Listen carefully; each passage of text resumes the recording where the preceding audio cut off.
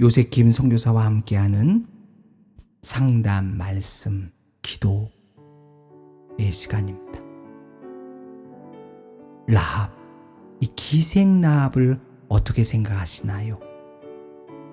그 구약에서 말하는 그 라합에 대해서 살펴보았다면, 오늘은 신약에서 말하는 라합. 어떻게 기생이 그렇게 자기를 뛰어넘고 가족을 뛰어넘고 이웃을 뛰어넘고 열방에 이런 하나님의 흔적과 역사를 남겼을까? 참 우리는 하나님의 사역에 대해서 감동할 수밖에 없습니다. 구약에서 말하는 그 라합에 대한 그 인격과 그 모습은 한마디로 바닥이었고 처참한 기생이었습니다. 그러나 구약에서 그는 엄청난 믿음과 사역을 통해서 새로운 차원을 끌어냈습니다. 신약에서 말하는 기생 라합, 어떻게 말하고 있을까요? 그는 먼저요, 예수님의 선조가 되었습니다. 마태복음 1장 15절에 보니까 유다 지파에 속한 살몬의 아내가 되었다. 가정에 대한 축복. 기생이 결혼하기가 얼마나 어렵습니까? 이 결혼의 조건, 우리가 무슨 말을 할 수 있겠습니까? 근데 어쩌면 이렇게 기생이 결혼해서 만남에 대한 축복을 받았을까? 만남의 축복이 얼마나 큰 축복일까? 이것은 다른 걸 따지기 전에 이거보다 더 큰 축복은 없는 것입니다. 기생이 결혼한 살몬의 아내가 돼서 아름답고 복된 신앙의 가정을 이뤘다는 거. 야, 우리가 말은 쉽고 이론은 쉬우나 언제나 그 속에 들어가 있는 현장에 있는 주인공은 얼마나 나름대로 어렵고 힘들겠습니까? 그러나 기생 라합은 이러한 것들을 다 극복하고 예수 그리스도의 선조가 되었다는 것이 신약에서 말하는 놀라운 철학이고 진리였습니다.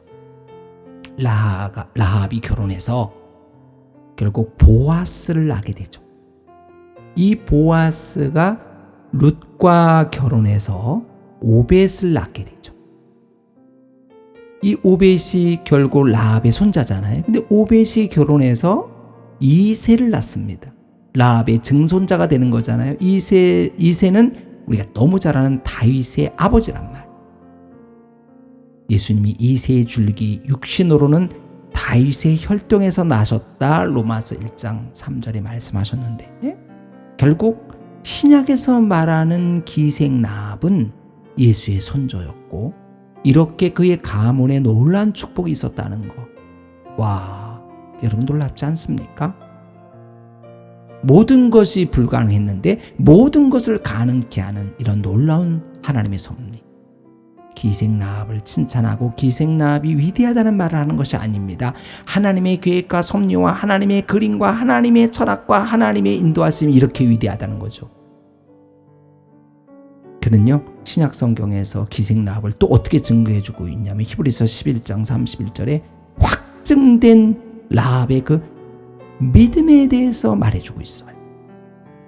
정탐꾼을 평안히 영접하고 불안한 것 초조해서 왜 이렇게 우리 집에 들어왔나 원망하지 않고, 내가 이 위기 아닌가, 정탐꾼이 하필 우리 집에 들어와서 숨으니까 결국 왕이나 왕의 전달자들이 와서 그걸 찾아내야 되고 밝혀지면은 자기의 목숨이 앗아가고, 이런 것들을 굉장히 불편하고 위기로 느끼지 아니하고 평안함과 이것을 굉장한 축복의 기회로 만들었다. 어쩜 이렇게 확증된 믿음을 가지고 있느냐. 히브리서 11장에 나타난 여인 사라를 제외하고는 오직 라합만이 그 믿음의 장에 기록된 여인이 됐어요. 그 참 믿는 사람이 많은데도 믿는 사람이 많은데도 이러한 그 아주 독특하고도 아름다운 믿음의 사람이 됐습니다. 확실한 평안, 확실한 믿음, 확실한 어떤 하나님의 인도가 있으십니까? 기생 라합에게는 그것이 있었다는 겁니다. 확실히 그는 달랐습니다. 확실한 평안을 가질 수 있었습니다. 가장 수치스럽고 가장 불완전한 환경에서 가장 큰 평안을 가질 수 있었던 것, 이것이 놀라운 라합에 대한 증거입니다. 그러나 여기서 끝나지 않고 라합의 그 확실한 믿음은 행위로서 그것을 완성시켰습니다. 야고보서 2장 25절 여러분 너무 잘 아시죠? 기생 라합이 사자를 대접하여 다른 길로 나가게 할 때에 행함으로 의롭다 하심을 받았느니라. 26절에 영혼이 없는 몸이 결국 죽은 것 같이, 행함이 없는 믿음이 죽은 것이, 우리 유명한 말씀이 있어요. 결국 기생 라합이 결국 행함으로 의로움을 받았다. 우리 충격적인 두 개, 히브리서 11장에 라합이 의롭다함을 받았는데, 두 가지로 의롭다함을 받는데 믿음으로 의롭다함을 받았다. 두 번째는 행위로 의롭다함을 받았다. 결국 믿음과 행위는 동전의 앞과 뒤와 같아서 믿음이 있으면 행함이 있어야 되고, 행함이 있으면 믿음이 있어야 되고, 믿음 가면서 행함이 따라오는 거 당연하다는 거예요. 근데 믿음을 가면서 행함이 따라오지 않는 건 믿음이 아니라는 거예요. 행함이 있으면서 믿음이 따라와야 돼. 근데 행함은 있는데 믿음이 안 따라와서 행함이 아니라는 거예요. 이 두 가지로 기생 라합은 의롭다함을 받았다. 믿음과 행함, 이것으로 의롭다함을 받은 기생의 라합. 마음으로 믿고 입으로 쉬는 것과 같은 거죠.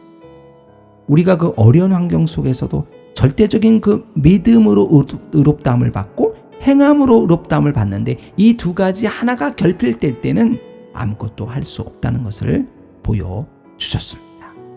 신앙의 선조가 되는 축복, 그것을 자기가 그렇게 한다고 해서 뭐 좋은 사람 만났다고 해서 결혼을 잘했다고 해가지고 뭐 자기를 승화시켰다고 해서 이렇게 되겠습니까?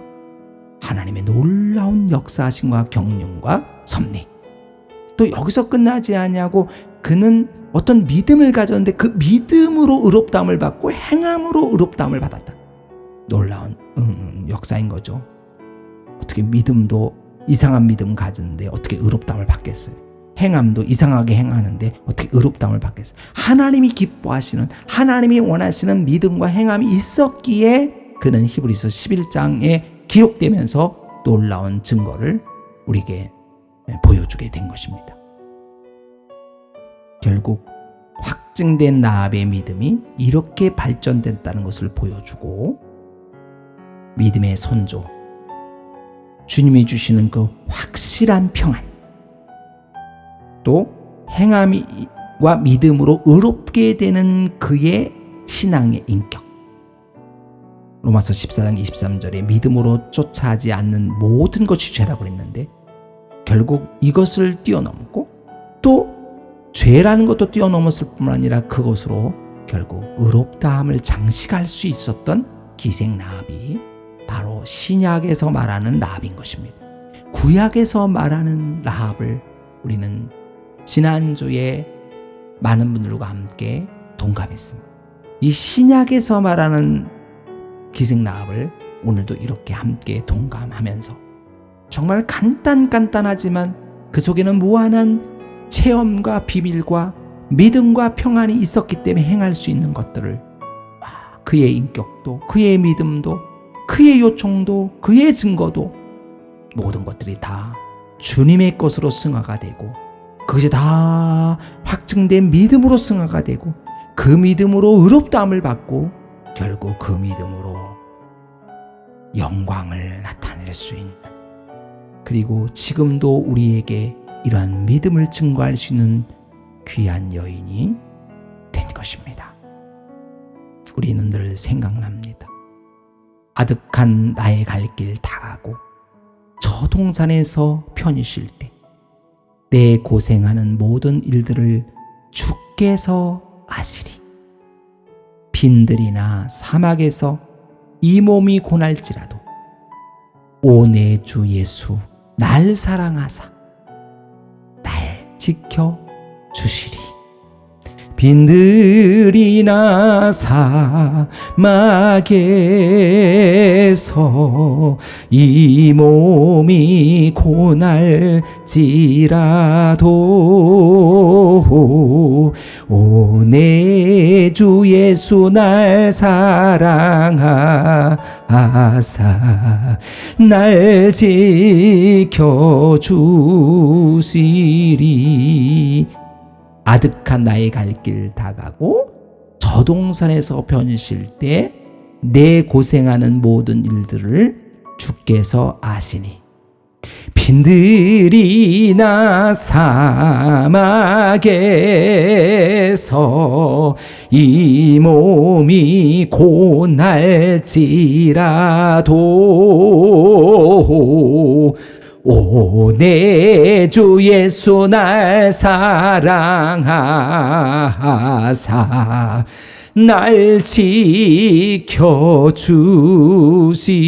지켜주시리. 오 내 주 예수 날 사랑하사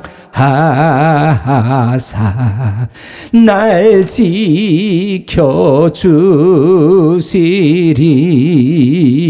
날